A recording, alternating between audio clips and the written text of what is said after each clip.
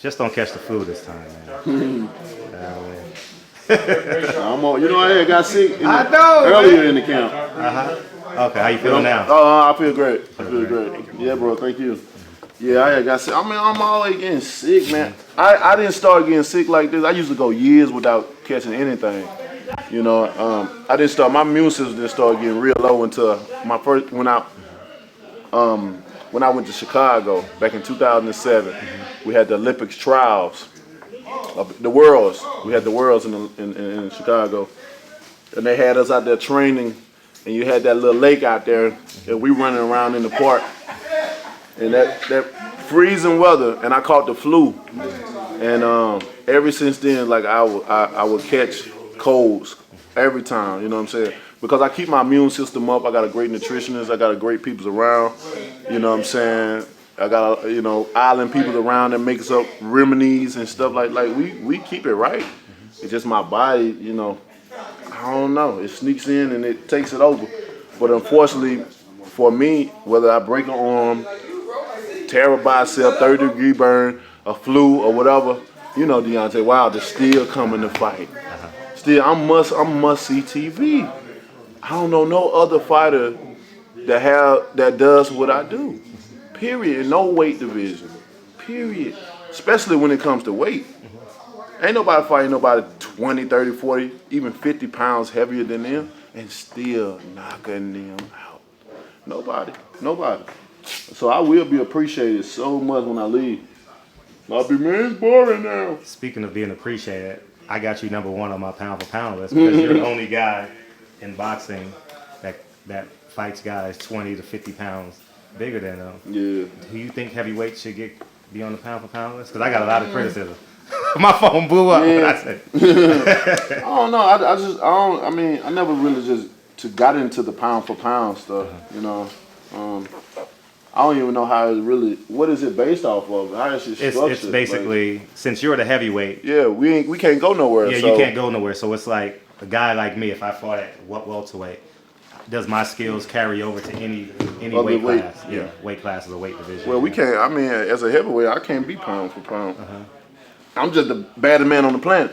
That's all you can call. Cause even somebody, Fred, they can't get mad at you because tell them to put their pound for pound up against me. Yeah. You feel me? And let's see then. Because if it's pound for pound, you gotta move on up. Either I come down in their weight or they come up my weight. Yeah. And we'll see who the man. You know what I mean? And I know I just like I bet it on myself, I bet on myself against anybody in the world. Anybody. Is there a rematch clause in this fight? Probably one way. I mean, if it is, he ain't gonna take. It ain't gonna be nothing. He don't even want to. He don't even want this fight. Tyson Fury do not want to fight me. Don't be. You 100% believe Tyson Fury don't want to fight? 100%. He would have been taken for it. He blamed on ESPN thing. But if you smart, you would think, get the rematch. You beat me. You become the champion. Your value go up, and that money, that whatever he's gonna get, it goes up even more when you the champ. Right now, he just faking like he's a champion or whatever. He even changed his record. I don't know if you saw the WWE thing. He said it was undefeated with no draw. Did you see that? Him and Lomachenko changed their record. Yeah, no. I mean, privilege. Yeah. I mean, when you're in the boxing game, you fucked up, man. We all fucked up in the head, man. Some type of way, man. We crazy. You know what I mean? I mean, for one, to keep getting hit in the face over and over again, man, you gotta be some kind of crazy. But if you feel that way, then we know that. I mean, you can't be undefeated when you getting up off your back, especially when you promote yourself. That's the highlight. Twice. Yeah, man. It's amazing though. But man, hey man, I let people live their life. They understand. At the end of the day, when all the people goes and you get behind closed doors, you have to deal with yourself. Speaking of changing minds, you actually made Andre Ward's pound for pound list. Did I? Yeah, you did. Oh, shit. Yeah, because so many people pound on him, got on their head. Yeah. Especially when he said he ain't black. People did not like that, bro. Oh, man. Dad is halfway. Did not like that. Yeah, I'm It's just, when people get on certain networks or whatever, they get a job and stuff like that. I know you had to have a certain standard, you had to do certain things, but don't forget who you are as a person. Like don't take away your own principles of yourself because people are looking. They paying attention to every word that you say. And when you become a disclaimer or something, especially when you came up and you that type of person or you with the people, and then you get into certain, you know what I'm saying? And you get to a certain platform or whatever, and now you ain't with the people. Like, people don't like that switcher because they always gonna remember what you said before. And I remember when he was fighting Kovalev and stuff and that racism stuff. Oh, what? And how black people was with him and stuff like that. They was with him, and for him to go and he just change up like that. He was with his uncle.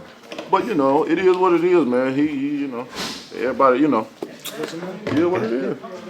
So I want to finish up with the people's questions. I got Canna asking, what's your most difficult sparring partner and what's your most challenging fight to date? My most difficult sparring partner. That's the first question. I ain't never heard that one. My most difficult one. Big Baby. Nah, fuck. Big Baby came in and gave you word. Man, I gave him that word. That's when he was small too, Yeah. smaller. Oh, okay. He Smaller. can move a little bit too. I gave him that work and I whispered in here, "Welcome to Alabama, my nigga." Cause he used to be on the internet taunting me all the time, and he used to be real jealous of me way back when I first started, and then we brought him to camp. He wanted to say how we was all best. I mean, I guess when you whoop his ass, you become a good friend, huh? And then he put it out there like we was good friends because, like I do with all the sport partners, we goes out to eat, we take pictures, and he posted something like, "We used to be friends, and money changed me and all that." Like, that was so, like, I don't know, man. But like I said, man, I wish all those guys, man, I wish them all well. But to answer that question, I'm trying to think as I was talking. I really don't know. All my guys come in, they bring a different part of the game. Bring a different look. So, but I can't. I have a lot of great sparring partners come in here, and everyone has their moment. You know what I'm saying? I can't just put one sparring partner ahead of the other. You know what I'm saying? Because all these guys come in here. When they come in here and fight, I put them against anybody in the world. When they come in this camp and get ready, maybe because they know what they up against. You know what I'm saying? They give it. It's just like when guys fight me, they give it 110%, and that's how my sparring partners is. And you said the toughest fight? Yes. My toughest fight, of course, was Ortiz. I had to think. I really had to move, smart for him, because you make one false move, that could be it. And that's why a lot of these heavyweights don't want to fight him, because of that. It ain't got nothing to do with age. Don't be confused. Don't be distracted about age. Man, get out. Age ain't nothing but a number. You know what I mean? That should never be able to allow you to hold you back from nothing. That's just an excuse that these guys has used to keep this man from achieving greatness. And I'm the only one to see the greatness in him. That's why I gave him a second chance. Info Joe in California says, do you have any rituals you do before a fight? A certain song you play to pump you up, or words you say to yourself that fire you up before a fight? Peace, Joe. Info Joe, No, I don't really have no rituals, man. Not at all. I was gonna make a joke of having sex, but I ain't gonna even put that. Oh yeah, because your fiance went viral a few fights ago. Yeah, very viral. But I don't have no rituals. I never get into, certain things, superstitions and all that and stuff, man. I've seen that coming up where guys got into certain superstition where they don't take no shower until they win. And if they in the tournament, they win that first night, they don't take no showers, they don't eat certain things, or they may eat some, and feeling like that's luck that they brought to themselves. And it's like when you lose, you get disappointed. I done seen guys flip tables over, punch holes in walls and stuff. One dude said, "Fuck, I knew I shouldn't have took a bath," and he was already like, the smell was crazy. So I don't really just wrap my mind around those things, because if I do wrap it around that, and it becomes a tradition, then it's like I always got to do it. And if I fucks up and don't do it, it'll be in my head like, oh shit, I didn't do my goddamn hula dance this time. You know what I'm saying? T Plums, no question, just wanted to let the champ know I'll be at the MGM Grand in my till this day Yes, sir. apparel screaming Bomb Squad. Get one of your relatives to click that button too. Hey. Jordan Baker in Florida, is Ortiz allowed to take diabetic steroids this fight? Say what? No clue. Aaron White, Wilder. I like your recent look at the last couple of years, but you ever think about going back to your old look, shaving your head and beard? I thought you looked a lot meaner and intimidating back in the day. Really?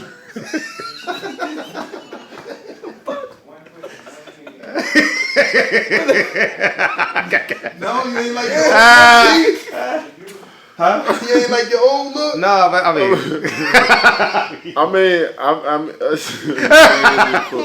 Too personal. oh man, I love you, man. I need that laugh right there. But I mean, even then, I don't know. I don't even know what to say. You know, I'm just me. You know what I mean? I think where I look now is intimidating. That damn question. Fuck that. I think I look now because still people approach me with caution because of my occupation of what I do and the perception that they have of me, and maybe because of how I act, and, press conferences, weigh-ins, even in the fight. You know what I mean? And when I do interviews and people sees that. But when they meet me, I'm totally the opposite. Like, I'm like day and night, and they can't believe it. Like, when I talk to people, their mouth drops because they can't believe it. So, I don't know. I mean, I think I like the way I look now. You know what I mean? Seven says in your first fight. They go back, We look happy as hell. They got you with a ball picture? Seven says, in the first fight against Ortiz, I felt like you were more pawing with your jab than using it quick or piston-like jab. Which is my favorite punch from you because it sets up the good night right hand. Amen. Ortiz's coach said, all you can fix in this fight is your jab. Do you feel that's all you could fix in the rematch? No, I mean, I like the paw and jab. The paw and jab got me in trouble, too, in the 7th round because I pawed it with him and I didn't use enough distance back. I was too close, and I was just pawing it. Because when he hit me the first time, because we were throwing a punch at the same time, but he connected first, and then to bluff it, you know what I mean? So, we do a lot of bluff. You got to have a poker face and stuff. The bluff, I started pawing a little bit, but I wasn't far back enough. And I look back at the replay, he's seen it, and that's when he came back. So, I mean, I like the paw and the setup, but, as far as the only thing I can improve is the jab, you know what I mean? Jab is definitely one of the things, you know what I mean? But I think I'm going to improve just as much as he's going to improve. You know what I'm saying? Because, you got to think of, like I keep saying, I had the flu when I fought here. And that plays a big factor for me. Just wait till I go up in this thing with full You were health. sick for the Fury fight. You gotta go see the Bro, doctor. it's just crazy, man. It was crazy. I mean, two more questions. We gotta get in. All right, John Watson. Ortiz is a dangerous fighter. A lot to gain, but nothing to lose. So how do you negate his counter-punching abilities in the second fight? I'm looking forward to seeing you fight Fury again. and that's the suspense of it. That's why you got to tune in. And if you can't be there, click that button. You know what I mean? That would make this fight so exciting, because, he's a great counter puncher. And you're going to see how can I surpass and do it again, but try to do it even in a better fashion. So, this is must-see TV fight right here. This is one of the best fights in the world right here. When it comes to competition and toughness, who got it? You know what I mean? This is like, you cannot miss this fight. You can't, even if you can't make it there, you ain't gonna be on the road. Man, you better pay somebody to just, buy it and let them record it, and you come and see it later, because you ain't gonna want to miss this one. You ain't gonna want to see no highlights, and then you're gonna want to be able to sit back and be able to watch this one. Last one. Eric Cruz from Texas. I'm a huge fan. I'll be in Vegas for your fight later this month. My question is, What keeps you going after making all those millions and seeing people not wanting to fight you? Yeah, well, what keeps me going is generation wealth. You know what I mean? I set a goal for myself for that. You know, I have 8 children. You know what I mean? With their well taken care of right now. You know, as a father, I've took an initiative to set their life up, not only in the present, but I've already thought about the future and have applied action for the future. You know what I'm saying? So that's a big part of me that makes my heart, you know, happy, because I've took an initiative to actually do that. I know a lot of people don't think about the future. The future, you know what I'm saying? We always think about what's now, but I love mine so much that I've built for them, and that's what motivates me each and every time. No matter how many millions I may make in a fight, like, all right, I'm gonna make some more and make some more until these last 6 years is up, and then I'm done. Super duper last one. Let's go. No, just one more for the people. Antonio, he just wants to know how he could have his son meet you, because he's not gonna be able to go to the fight. So maybe media week, smartest answer. Media week could be the safest and the smartest answer for sure. Right. You know what I mean? There you go, Antonio. Thank you. Thank you. Thank you guys so much. Get him warm. Oh man.